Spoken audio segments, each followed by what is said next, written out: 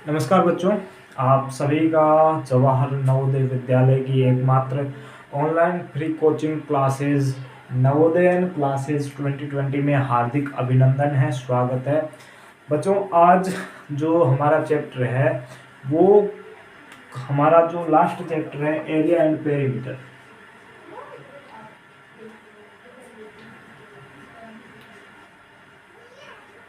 Area and perimeter, ठीक है। क्षेत्रफल और परिमाप, क्षेत्रफल और परिमाप,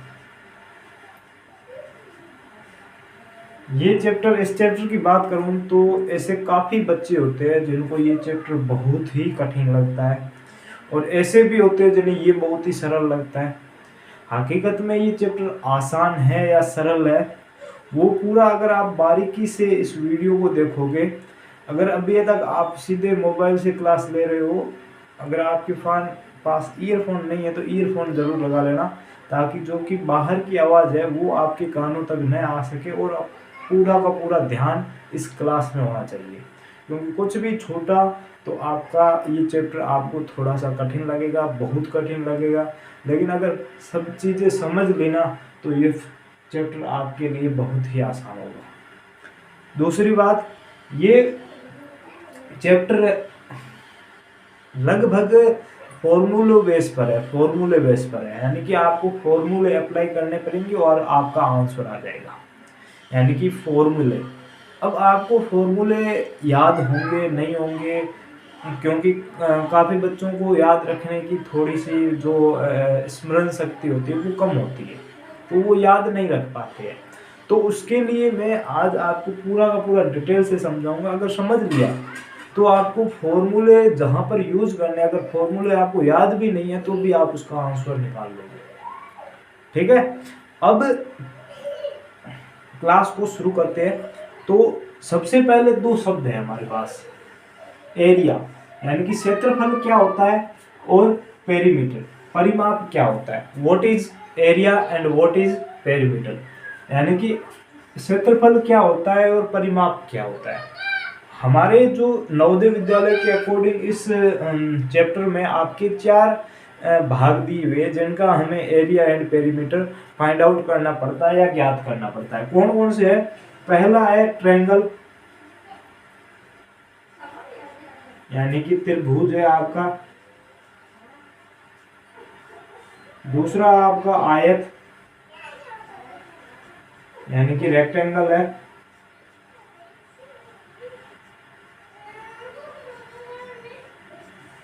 तीसरा आपका वर्ग, यानी कि स्क्वायर है।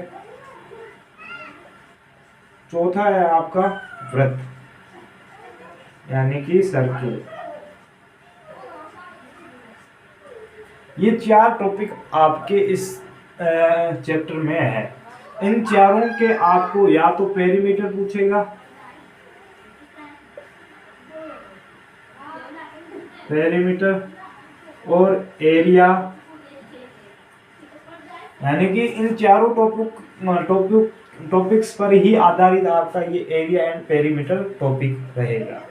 यानी कि हमें ट्रायंगल त्रिभुज का एरिया एंड पेरीमीटर पूछ सकता है, रेक्टेंगल का पूछ सकता है, आयत का पूछ सकता है, स्क्वायर यानी कि वर्ग का पूछ सकता है, और सर्किल यानी कि वृत्त का भी आपको पूछ सकता है। अब इनको कैसे निकालेंगे, तो मैं एक एक टॉपिक को लेके चलूंगा, ठीक है। उसमें आपको मतलब कि कैसे उसका एरिया कैसे ज्ञात करना है, उसका पेरीमीटर कैसे ज्ञात करना है, वो सब मैं डिटेल से बताऊंगा। उससे पहले अगर हमें पूछा है कि एरिया क्या होता है, तो कोई भी ये, जैसे कि मैं आयत मान लेता हूँ या ट्रायंगल मान लेता हूँ, ठीक है, त्रिभुज, या फिर हम वर्ग मान लेते हैं या फिर वृत्त मान लेते हैं, ये चारों ही है, circle, rectangle, square and triangle, ठीक है। अब यहाँ पर आपको एरिया पूछे, एरिया का मतलब क्या होता है? एरिया का मतलब इसने कितनी जगह घेरी है, यानी कि इसमें अंदर कितना आएगा, इसने कितनी जगह घेरी है, समझ आया। त्रिभुज का क्या होगा, इसने कितनी जगह घेरी है, इसने कितनी जगह घेरी है, इसने कितनी जगह घेरी है, वही आपका एरिया होगा, ठीक है। यानी कि जो आपका क्षेत्रफल होगा वो क्या होगा, उसने कितनी जगह घेरी है, वो आपका एरिया होगा, क्षेत्रफल होगा। अब आपका अगर पेरीमीटर परिमाप की बात करें तो परिमाप क्या होगा, परिमाप हमेशा ध्यान रखना बाहर वाली जो बाउंड्री होती है, बाहर वाली जो बाउंड्री होती है उसको पेरीमीटर बोलते हैं। ठीक है, तो रेक्टेंगल की क्या हो जाएगी, आयत की क्या हो जाएगी ये वाली, त्रिभुज यानी कि ट्रायंगल की क्या हो जाएगी ये वाली, वर्ग की क्या हो जाएगी स्क्वायर की ये वाली, और वृत्त की क्या हो जाएगी ये वाली। ठीक है, तो एरिया एंड पेरीमीटर समझ आया। एरिया का मतलब अंदर वो कितनी उसने जगह घेरी है, और पेरीमीटर का मतलब वो उसकी बाहर की बाउंड्री होती है, उसकी टोटल लंबाई कितनी है, वो आपकी परिमाप या पेरीमीटर बोल सकते हैं। ठीक है, अब एक एक टॉपिक को लेते हैं और आराम से समझते हैं, पूरा का पूरा ध्यान रखिएगा।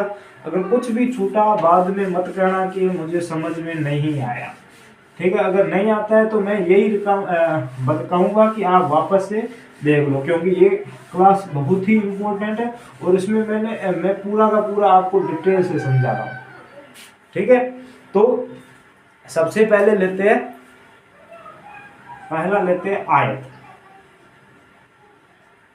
आयत, रेक्टेंगल।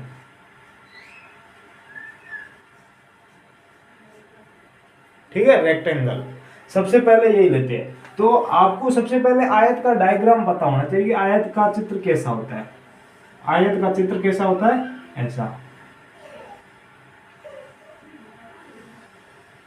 ये आयत होता है। अब एक आयत है, एक वर्ग है, दूसरा टॉपिक वर्ग पढ़ेंगे। आयत और वर्ग में क्या अंतर है वो मैं बताऊंगा आपको। ठीक है, उसमें आपको पहले वो ही पता होना चाहिए, वो पता चलते ही आपका आधा समस्या आयत और वर्ग से दूर हो जाएगा। ठीक है, अब पहले यहाँ पर एक बार वर्ग का जो अंतर होता है ना वो बता देता हूँ। पहले तो ये वर्ग होता है, आयत और वर्ग में अंतर एक ही होता है।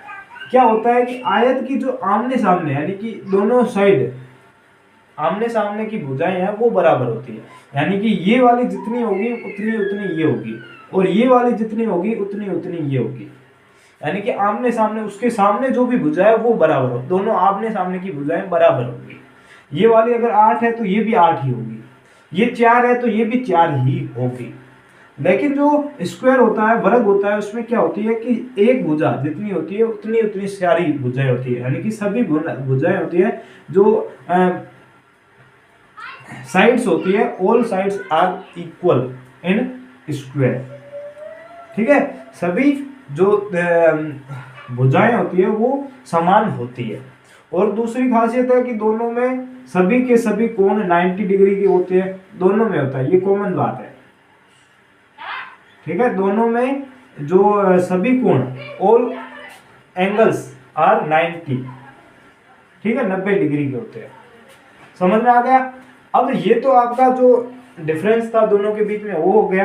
अब जो रेक्टेंगल है उसको समझते हैं। रेक्टेंगल बहुत ही आसान है। अब पहले तो इसको ये देखते हैं कि इनमें जो भुजाएं होती है उसको क्या बोलते हैं। अब आपको ये तो पता चल गया कि ये भुजा और ये भुजा ये दोनों बराबर होती है, यानी कि इन दोनों भुजाओं का नाम भी एक ही होगा। ये भुजा यानी कि ये साइड और ये साइड, ये दोनों साइड्स भी इक्वल होती है, यानी कि इनका भी नेम होगा वो सेम होगा। अब जो इसमें नेम दिया गया है ये आपकी लंबाई होती है, जो बड़ी होती है, जो भुजा जो साइड बड़ी होती है उसको लंबाई बोलते हैं। ठीक है, इंग्लिश में लेंथ बोलते हैं। जो आपकी चौड़ी होती है, मतलब छोटी होती है, उसको चौड़ाई बोलते हैं। क्या बोलते हैं? चौड़ाई।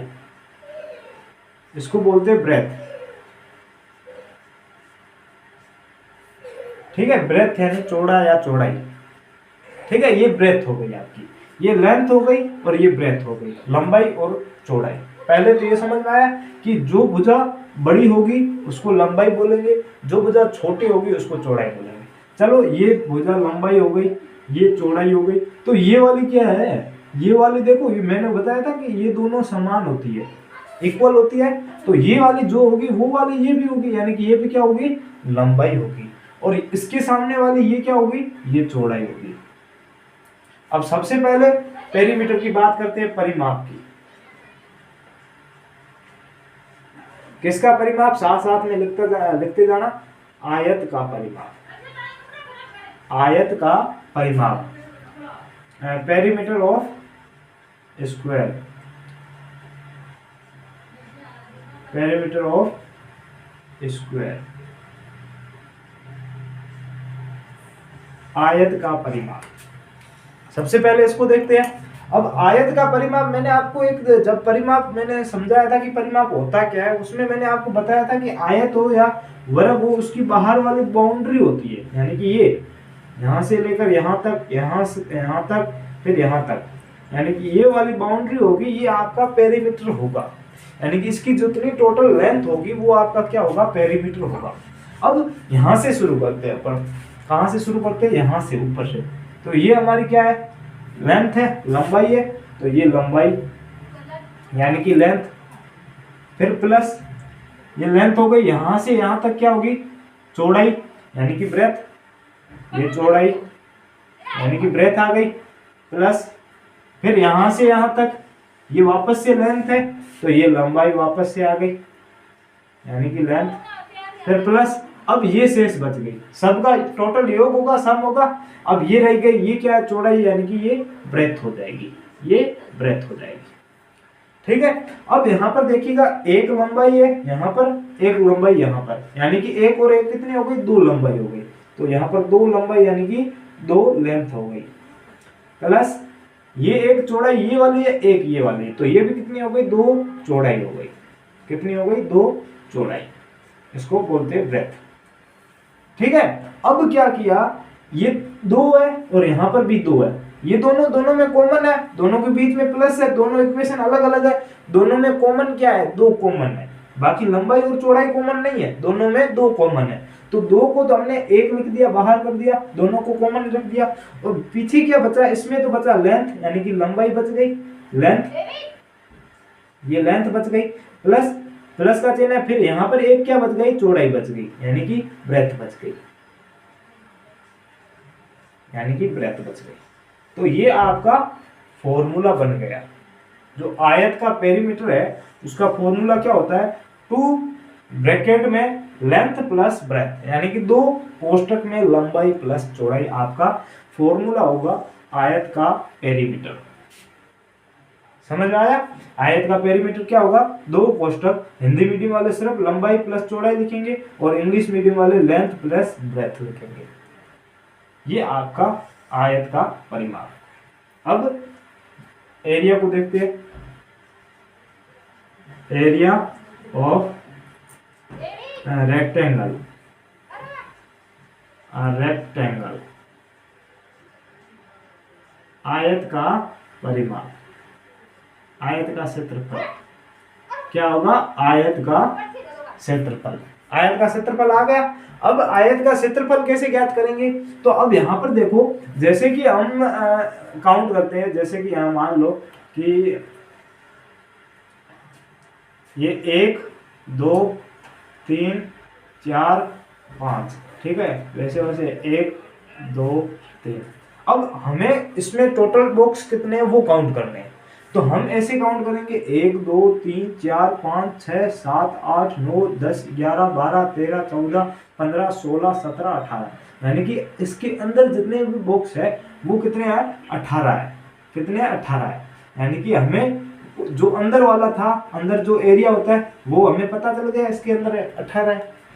अब जो कोई, जिसको जो समझदार है वो क्या करेगा, इसको काउंट करेगा 1 2 3 4 5 6, यानी कि ये टोटल 6, ये बॉक्स नीचे वाले कितने हैं, 6, यानी कि ऊपर वाले 6 होंगे, यानी कि उसको क्या करेगा 1 2 3, यानी कि ऊपर कितने हैं, यहाँ तक 3 है, उसको 3 से मल्टीप्लाई कर देगा, तो 6 3 18 हो जाएगा। हमने काउंट की तब भी क्या था, 18।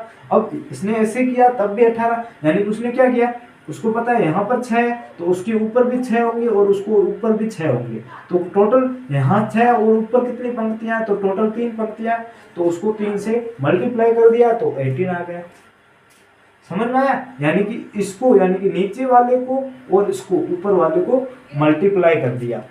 समझ में आया? वैसे वैसे हमें आयत का परिमाप ज्ञात करना है, तो सॉरी क्षेत्रफल ज्ञात करना, अंदर वाला ज्ञात करना है, तो नीचे वाले और इसको मल्टीप्लाई कर दो। नीचे वाला क्या लेंथ है, तो लंबाई क्या आ गई, लंबाई। इसको इंग्लिश में लेंथ बोलते हैं, लेंथ मल्टीप्लाई चौड़ाई। ठीक है, चौड़ाई, इसको क्या बोलते हैं, ब्रेथ। तो आपका जो एरिया ऑफ रेक्टेंगल हो गया, क्या हो गया, लंबाई गुणा चौड़ाई, लंबाई गुणा चौड़ाई। इंग्लिश मीडियम वालों के लिए लेंथ इनटू ब्रेथ। समझ में आ रहा है? लेंथ इनटू ब्रेथ आपका जो एरिया ऑफ रेक्टेंगल आपका हो गया। समझ में आ गया? दो चीजें रेक्टेंगल के लिए है। किसी को कोई दिक्कत हो ना तो बता देना, ठीक है? बाकी जितना अच्छी तरह से समझाया ना, उस मेरे हिसाब से कोई दिक्कत नहीं रहेगी। अब आपको क्या करना है, मान लो कि मैं एग्जाम में गया एग्जाम में, ठीक है, एग्जाम देने गया, लेकिन मुझे क्या है, आयत का पेरीमीटर का फॉर्मूला याद है ही नहीं। अब मैं क्या करूं? वहां पर पूछ दिया कि आयत की लेंथ इतनी है, आयत की ब्रेथ इतनी है, आपको आयत का पेरीमीटर ज्ञात करना है, और मुझे याद नहीं है पेरीमीटर का फॉर्मूला क्या होता है। और सर ने तो बोला था कि इस वाले चैप्टर में फॉर्मूले बहुत ही महत्वपूर्ण है, याद रखने होंगे आपको। तो अब आप क्या करोगे? आप परेशान हो गए, और आधा अगर किसी भी क्वेश्चन को देखकर परेशान हो गए ना, दिमाग खराब हो गया ना, तो बाकी वाले 4-5 एक्स्ट्रा गलत हो जाएंगे उसके साथ साथ में। इसलिए हमेशा ध्यान रखना कि अगर आपको ये क्वेश्चन नहीं आ रहा है, उसी वक्त छोड़ दो, आगे चलो, नेक्स्ट क्वेश्चन को चलो। ऐसे जरूरी नहीं है कि आप शुरू में पहले से लेकर 80 तक प्रश्न लगातार ही करो, जरूरी नहीं है। आपको जो पहला अटेम्प्ट दो, पहले से शुरू करो, 80 तक जाओ। आपको जितने भी प्रश्न आ रहे हैं वही करो। जो डाउट है या जो नहीं आ रहे, आपको लग रहा है ये थोड़ा लंबा है, कर लूंगा, बाद में हो जाएगा, तो उसको छोड़ दो। 80 तक करनी है। आपके मान लो 10 क्वेश्चन आपने छोड़ दिए, अब वापस से उन 10 प्रश्नों को वापस से देखो कि इसको अब क्या करें, क्योंकि उस वक्त अगर करते ना तो 5 और गलत हो जाते। अब हमने बाकी वाले तो कर लिए, अब वो 10 क्वेश्चन बचे, उनको ही वापस देखना है। तो टेंशन नहीं लेनी, परेशान नहीं होना है। अब मैंने आप ये चीज ध्यान रखना, सर ने कहा था कि जैसे कि 18 ये लंबाई है और 12 ये चौड़ाई है। अब आपको फॉर्मूला याद नहीं है, और भले एरिया का कोई फॉर्मूला याद ना हो, ठीक है, फॉर्मूला याद नहीं है, फिर भी आप कैसे करोगे कि हाँ सर ने बताया था कि ये जितनी होती है उतना उतना ये भी होता है, और ये जितनी होती है उतना उतना ये भी होती है। यानी कि साइड उसकी आमने सामने की जो साइड होती है, भुजाएं होती है, वो इक्वल होती है। ठीक है, यहाँ पर 12 होगा। ठीक है, अब आपको मैंने बताया था कि ये सर ने बताया था कि पेरीमीटर यानी कि उसकी बाहर वाली भुजाएं हैं, उनको जोड़ दो, आपका पेरीमीटर आ जाएगा। तो उस बच्चे ने क्या किया कि 18 प्लस 12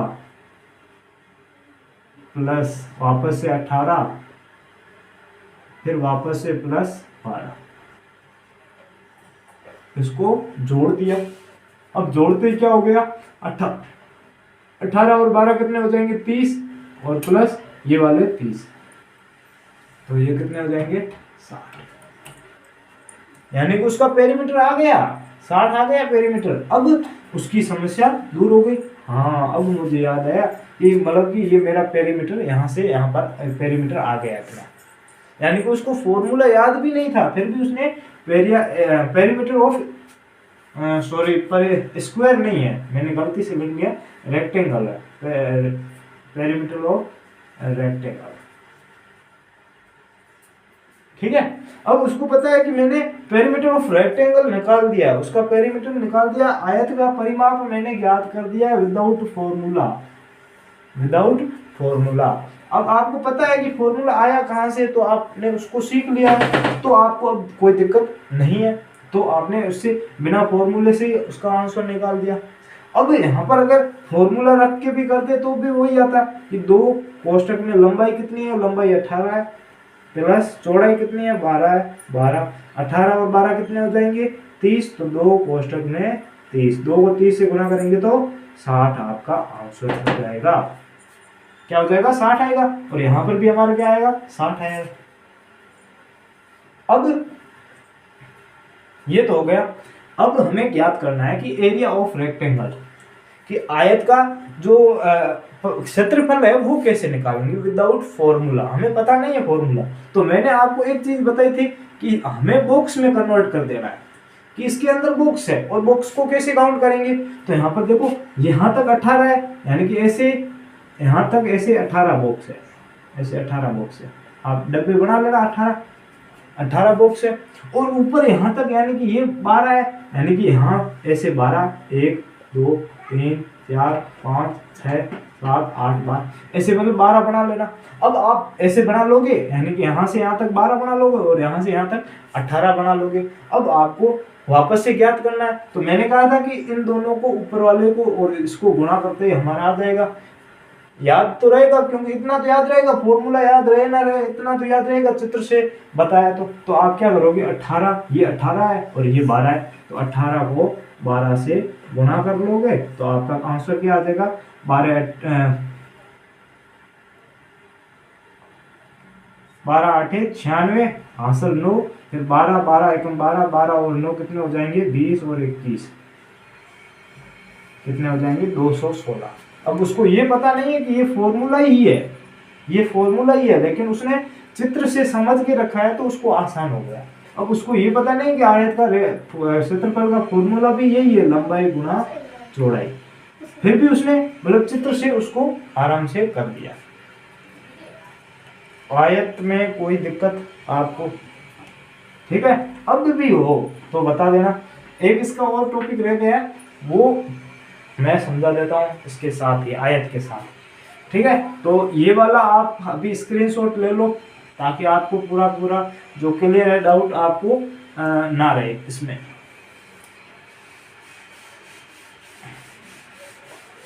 अब आपको एक चीज और रह गई है, वो बता देता हूँ। वो चीज क्या रह गई है, वो हाँ है बढ़िया।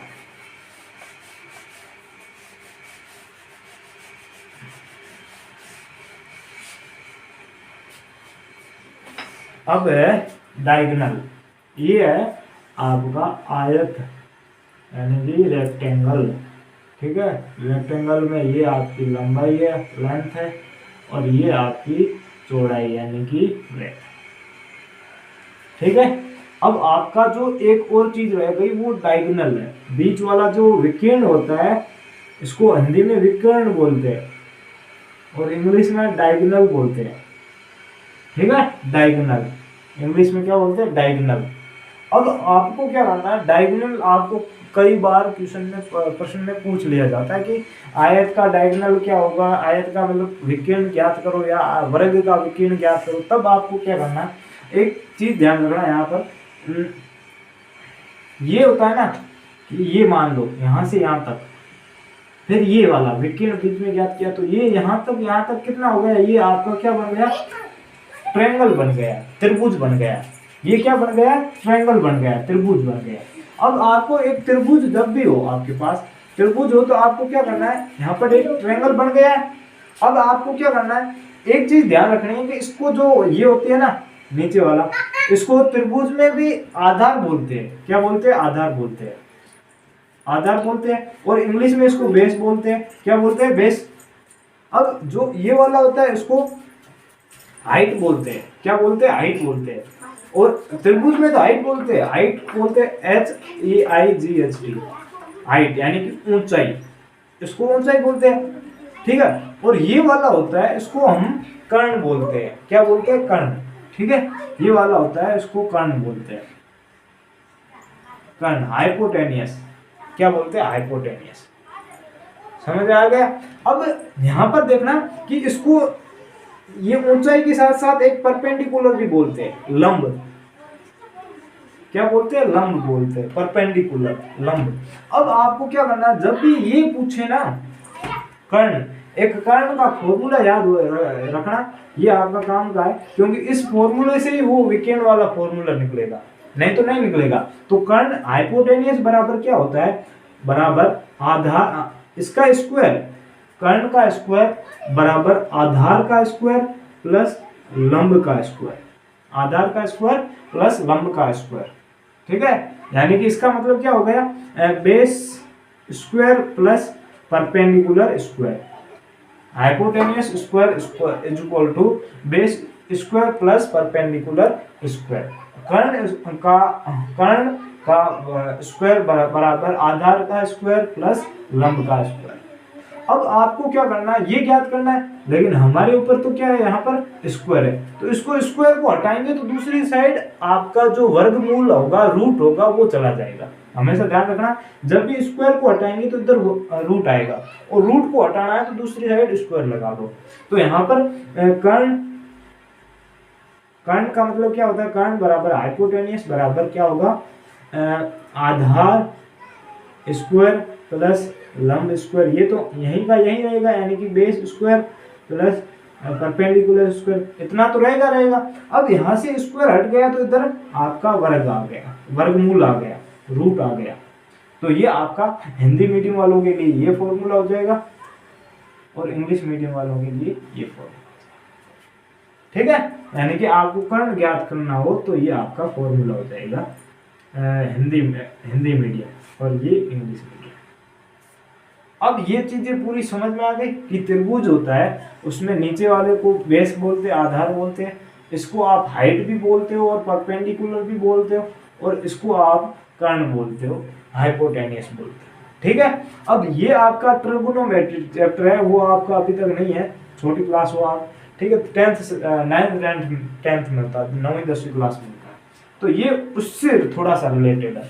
ठीक है, ये चीजें समझ में आ गई। कर्ण कैसे ज्ञात करेगा, कर्ण का फॉर्मूला क्या होगा, हाइपोटेन्यूस का आधार स्क्वायर प्लस लंब स्क्वायर। अब हमें क्या ज्ञात करना है, विकीर्ण ज्ञात करना है। तो यहाँ पर विकीर्ण का मतलब क्या हो गया, कर्ण हो गया, ये वाली भुजा, यानी कि हमारी ये वाली पूछी है, तो ये विकीर्ण एक तरह से कर्ण है, तो ये कर्ण वाला फॉर्मूला यहाँ पर लगा लो। कर्ण बराबर आगे क्या आ जाएगा, आधार स्क्वायर, आधार स्क्वायर, तो इसमें क्या है, आधार स्क्वायर पूछा है, तो इसमें आधार को हमने क्या नाम दिया है, जब जो आयत होता है उसमें आधार को हमने क्या मान दिया है, आधार को हमने लंबाई दिया है। यहाँ पर देखो, ये आधार वाली भुजा क्या है, लंबाई है, तो यहाँ पर लंबाई का स्क्वायर प्लस ये, उसके बाद लंब है, लंब यानी कि ये वाला ऊंचाई, तो इसमें ऊंचाई क्या है, ये वाली चौड़ाई, तो इसका क्या हो जाएगा, चौड़ाई स्क्वायर, क्या हो जाएगा, चौड़ाई का स्क्वायर।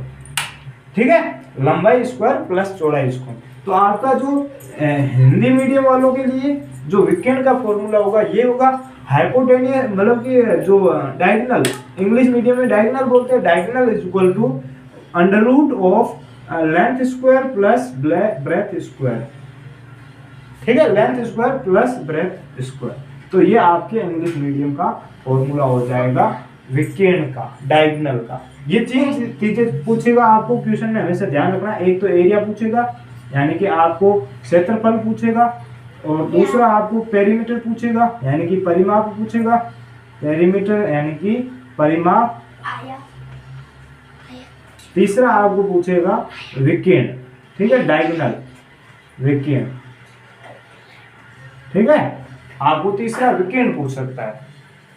ठीक है, तो ये तीन आपको जब भी कोई भी मतलब कि तीन चीजें, चार चीजें टॉपिक बताया था, उसमें ये क्वेश्चन आ सकते हैं, तीन इससे रिलेटेड हो सकते हैं। और स्क्वायर में भी ये सेम है, स्क्वायर में भी ये सेम है, यानी कि वर्ग है ना, वर्ग में भी आपको वर्ग का क्षेत्रफल पूछ सकता है, वर्ग का परिमाप पूछ सकता है, और वर्ग का विकीर्ण पूछ सकता है। आयत हमारा पूरा का पूरा हो गया। अब जो हमारा दूसरा टॉपिक है स्क्वायर, उसकी ओर बढ़ते हैं। स्क्वायर क्या कह रहा है, स्क्वायर, और बाद में ट्रायंगल, और उसके बाद में लास्ट वाला आपका जो बचेगा सर्किल, वो देख लेंगे। ठीक है, तो ये आपका हो गया रेक्टेंगल हो गया। अब जब रेक्टेंगल पूरा हो गया ना, तो आपको जो स्क्वायर है ना, यानी कि जिन्होंने आयत को ढंग से समझ लिया ना, तो उनको वर्ग में दिक्कत नहीं आएगी, वर्ग में दिक्कत नहीं आएगी। तो दूसरा हमारा टॉपिक क्या है, स्क्वायर, इसको बोलते हैं वर्ग। ठीक है, वर्ग मैंने आपको बताया था कि वर्ग कैसा होता है, वर्ग आपका होता है सब साइड में ऑल साइड्स आर इक्वल, यानी कि सभी भुजाएं आपकी बराबर होती है, यानी कि ये जितनी होगी उतनी उतनी ये होगी, और उतनी उतनी ये होगी, और उतनी उतनी ये होगी, इसलिए इसको भुजा कहते हैं। सीधा क्या कहते हैं? भुजा, साइड, इंग्लिश में साइड बोलते हैं। यानी कि ये भी साइड होगी, ये भी साइड होगी, और ये भी साइड होगी, यानी कि ये भी भुजा होगी, ये भी भुजा होगी, और ये भी भुजा ही होगी। ठीक है, तो ये जो वर्ग है, स्क्वायर है, इसमें चारों के चारों क्या होती है? भुजाएं होती है। भुजाएं हो गई। अब आपको सबसे पहले क्षेत्रफल ज्ञात करना है। क्या ज्ञात करना है? क्षेत्रफल ज्ञात करना है, एरिया ऑफ स्क्वायर। इसका मतलब क्या हो गया? वर्ग का क्षेत्रफल। ठीक है, ये आपको सबसे पहले ज्ञात करना। अब जैसे हमने आयत का किया था, वैसे वैसे वर्ग है, इसमें भी बॉक्स बना लो कि जितना इसका अंदर वाला जितना होगा उसको उतना ही होगा, यानी इसको भी ये वाला और ये वाला दोनों को मल्टीप्लाई कर देंगे, तब हमारा, जैसे कि हमने आयत में किया था ना, रेक्टेंगल में, इसको लेंथ को और ब्रेथ को मल्टीप्लाई कर दिया था, यानी कि लंबाई और चौड़ाई को गुणा कर दिया था। ये लंबाई थी, ये चौड़ाई थी, यानी कि ये भी लंबाई है और ये भी चौड़ाई है, लेकिन इसमें क्या होती है? समान होती है, सभी भुजा बराबर होती है, इसलिए इसको भुजा कहते हैं। यानी कि इसको और इसको मल्टीप्लाई कर देंगे, तो हमारा फॉर्मूला क्या हो जाएगा? फॉर्मूला आपका हो जाएगा, ये साइड है तो साइड इनटू, ये भी क्या है? साइड है, तो ये भी साइड आ जाएगी, साइड इनटू साइड, यानी कि भुजा गुणा भुजा, भुजा गुणा भुजा। अब इसको क्या, इसको साइड को साइड से गुणा करेंगे तो दोनों सेम है, यानी कि साइड स्क्वायर आ जाएगा। दो सेम है तो साइड स्क्वायर आ जाएगा। क्या आ जाएगा? साइड स्क्वायर, भुजा स्क्वायर। ठीक है, तो ये तो आपका एरिया ऑफ स्क्वायर हो गया। क्योंकि अब इसमें ज्यादा डिटेल से समझाने की जरूरत नहीं, क्योंकि रेक्टेंगल को पूरा हमने बेस डिटेल से समझ लिया। ठीक है, अब दूसरा देखते हैं। ये पहला फॉर्मूला हो गया इंग्लिश मीडियम और हिंदी मीडियम। दूसरा देखते हैं पेरीमीटर ऑफ स्क्वायर, यानी कि वर्ग का परिमाप, वर्ग का परिमाप। समझ में आ गया? अब इसको कैसे करेंगे, ध्यान से देखना कि हमने क्या कहा था कि सभी भुजाओं, परिमाप का मतलब क्या होता है? बाहर वाली जो बाउंड्री होती है उसका टोटल योग, उसका टोटल योग। तो यहाँ पर बाउंड्री क्या है? ये भी साइड है, ये भी साइड है, ये भी साइड है, और ये भी साइड है, यानी कि साइड को 4 बार जोड़ दो। Side plus side plus side plus side,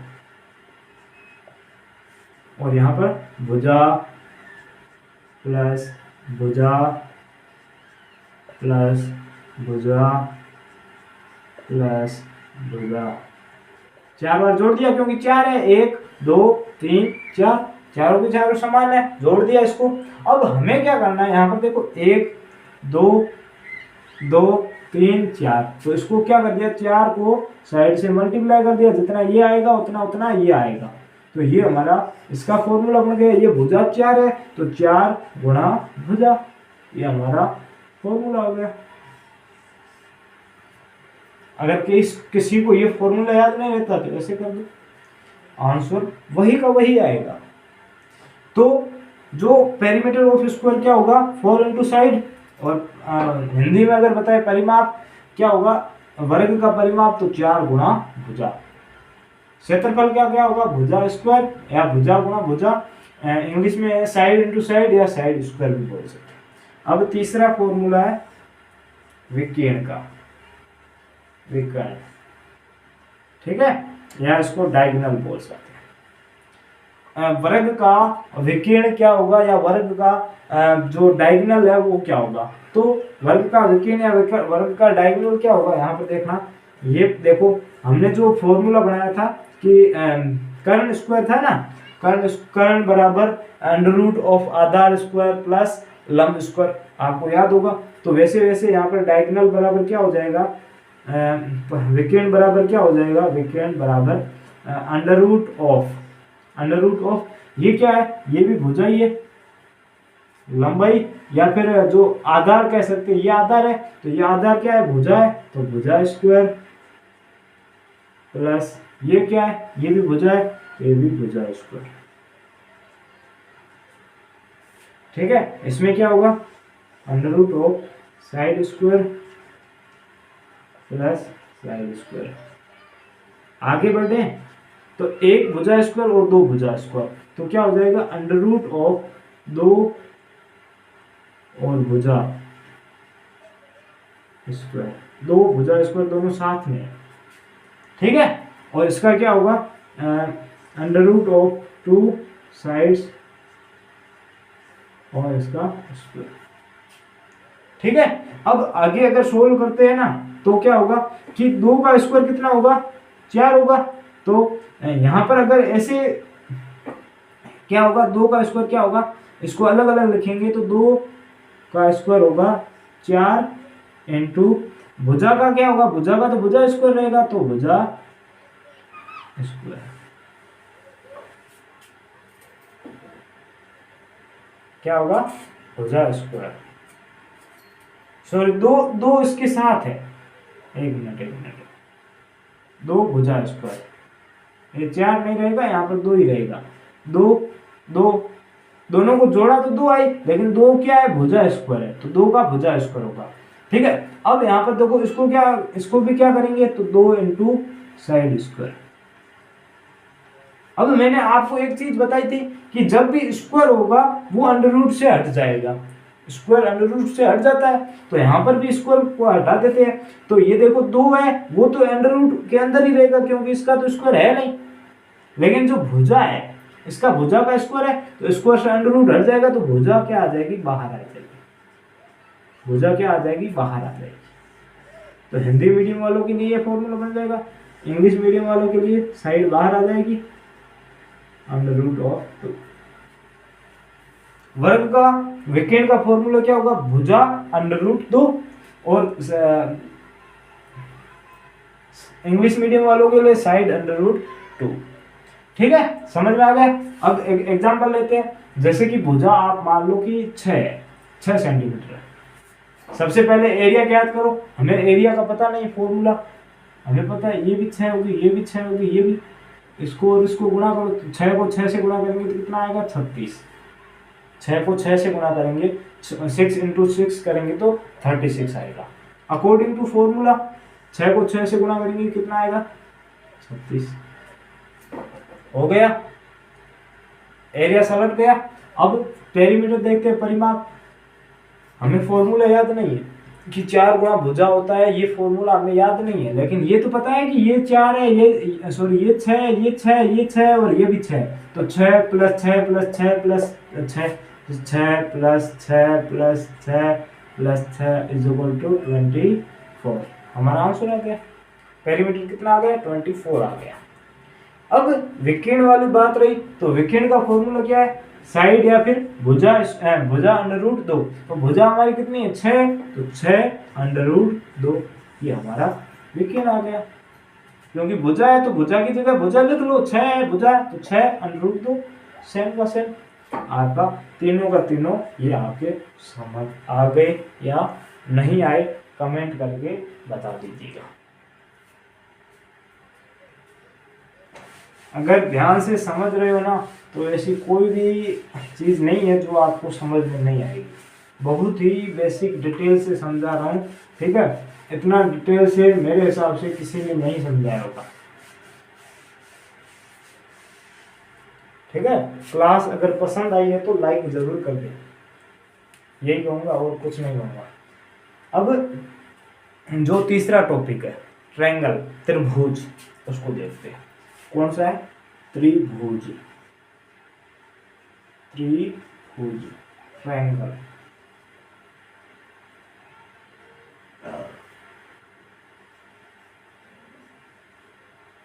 TRIANGLE, ठीक है। यहाँ पर TRIANGLE, ट्रायंगल, ट्रायंगल, ठीक है। अब यहाँ पर देखिएगा, इसका जो होता है त्रिभुज का जो आकृति होती है, डायग्राम होता है, वो ऐसा होता है, 3 भुजाओं से बंद, घिरी बंद आकृति, यानी 3 भुजाएं, वो भी एकदम बंद है, ठीक है, कहीं से भी खुली नहीं है। अगर ये होती ना, ये त्रिभुज नहीं है, ये त्रिभुज नहीं है क्योंकि यहाँ तक खुला है। लेकिन त्रिभुज की परिभाषा क्या है कि 3 भुजाओं से बंद आकृति, 3 भुजाओं से बंद आकृति, ये त्रिभुज है, लेकिन पहले वाला त्रिभुज नहीं था, ठीक है। अब यहाँ पर क्या होता है कि जो नीचे वाला होता है उसको बेस बोलते हैं, ठीक है, आधार कह सकते हैं, आधार, बेस, ठीक है। और ऊंचाई होती है वो यहाँ से आती है, ठीक है। अगर आपको समकोण त्रिभुज दे दिया होता, ये समकोण त्रिभुज, समकोण त्रिभुज का मतलब क्या होता है कि आपका एक एंगल होगा वो 90 डिग्री का होगा, उसमें बेस ये होगा और हाइट ये होगी, इसमें आधार ये होगा और हाइट ये वाली। तो इसमें आपको अगर इसका ज्ञात करना है तो मैंने वही कहा था कि इस नीचे वाले को और एक ऊपर वाले को गुणा कर दो। तो यहाँ पर देखिएगा कि ये वाला है, ये वाला त्रिभुज है, ठीक है। इसको 1 मिनट के लिए मिटा लेते हैं क्योंकि समकोण त्रिभुज ही है आपके यहाँ पर समकोण त्रिभुज ही है, ठीक है। तो ये वाला त्रिभुज आपका है, ये देखो, ये त्रिभुज आपका हो गया। कि क्या है कि यहाँ पर हाइट और यहाँ पर बेस, आधार और ऊंचाई। अब यहाँ पर एक और बना रहा हूं चित्र,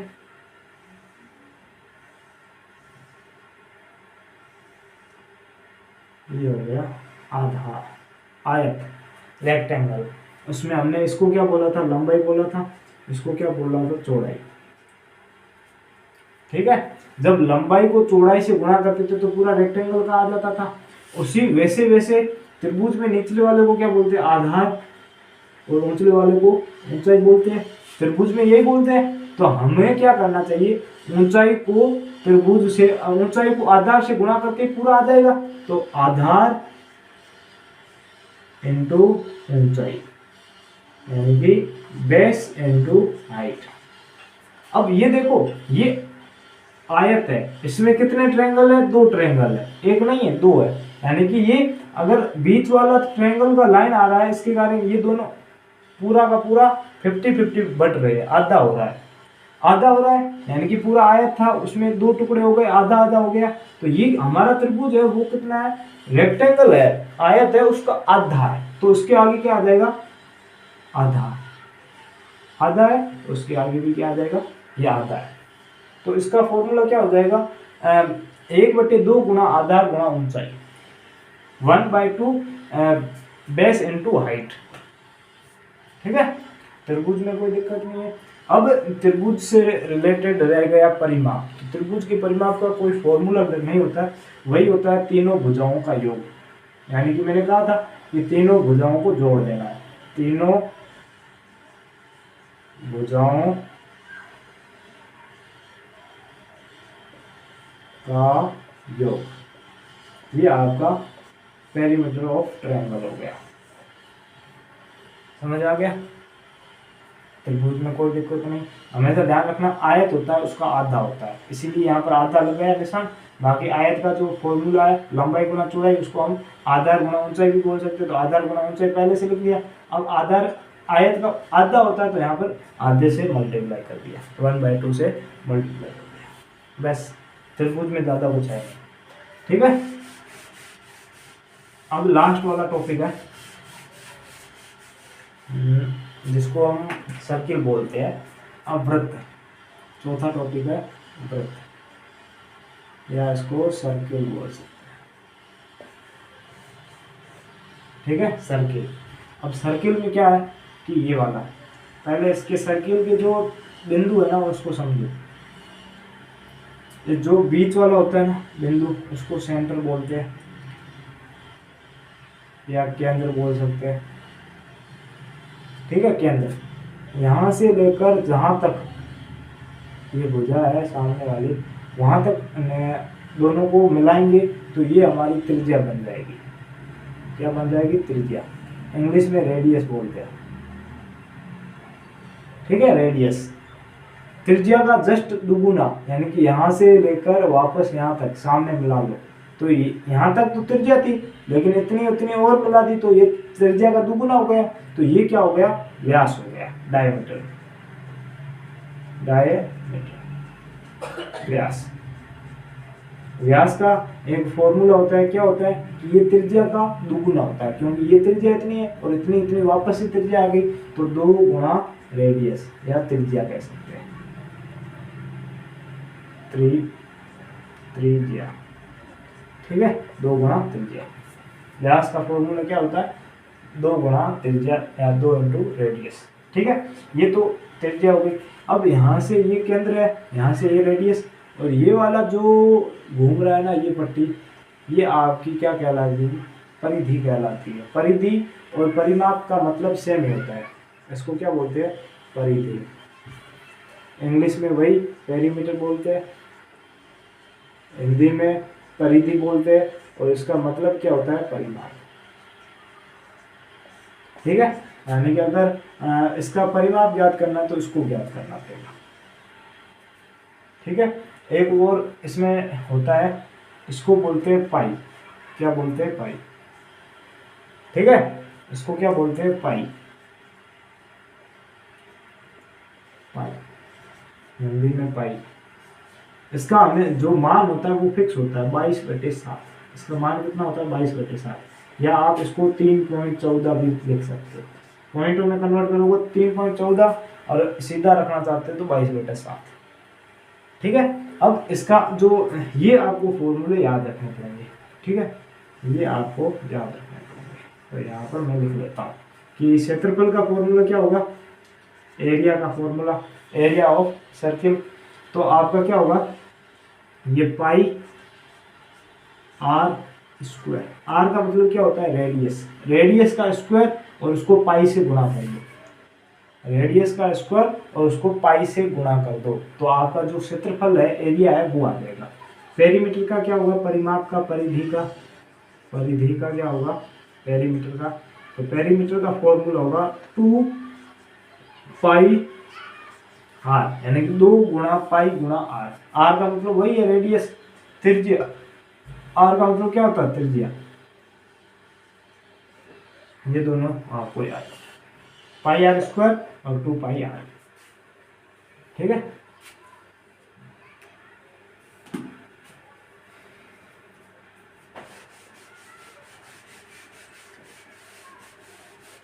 और इसी के साथ ये क्लास पूरी हो जाती है।